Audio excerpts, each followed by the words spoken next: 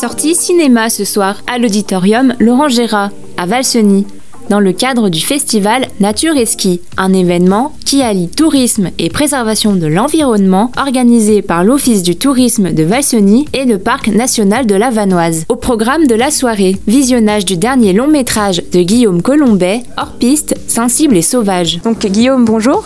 Bonjour. Donc c'est le 3e long métrage que vous réalisez, qui a eu Le Lièvre Blanc, histoire de photographe animalier, qui parlait surtout de l'aspect professionnel de votre métier. Et un 2e film, Ibex, dans les pas du bouquetin. Ce soir, on assiste à l'avant-première de Hors piste, sauvage et sensible. De quoi est-ce qu'il s'agit cette fois-ci? Donc là, c'est un film qui va porter plutôt sur tous les sports de nature, donc nos activités outdoor, de plein air, et toujours en lien avec le côté animalier, avec la faune sauvage.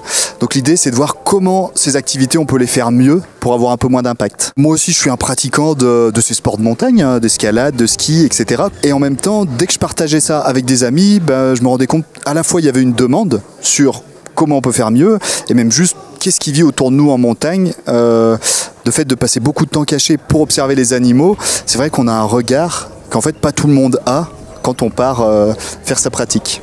On se rend compte qu'on n'est pas tout seul en pleine montagne, qu'en fait il y a de la vie partout, même au plein milieu de la neige, en haute altitude, où on croit qu'il n'y a que de la neige et de la glace et des rochers.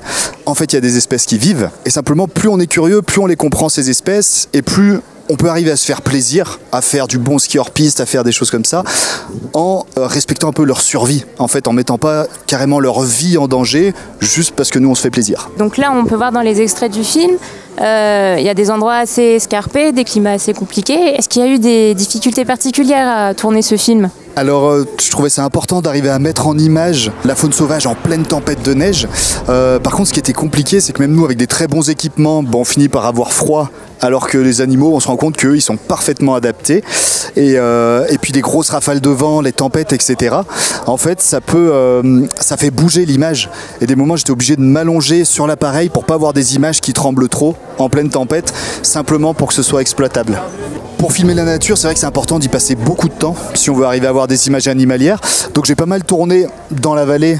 Mais pour la diffusion du film, je trouvais ça intéressant que le film y touche plusieurs massifs.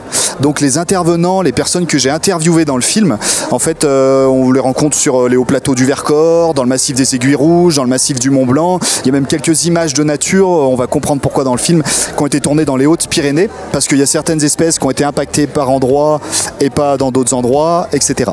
Donc les gens qui nous regardent et qui auraient envie de voir ce film, où est-ce qu'ils peuvent le voir? Moi je vais le présenter dans les stations de ski, dans les villages de montagne. Il va être présenté dans pas mal de festivals. Et puis il y a une version télé qui sortira sur Ushuaïa TV.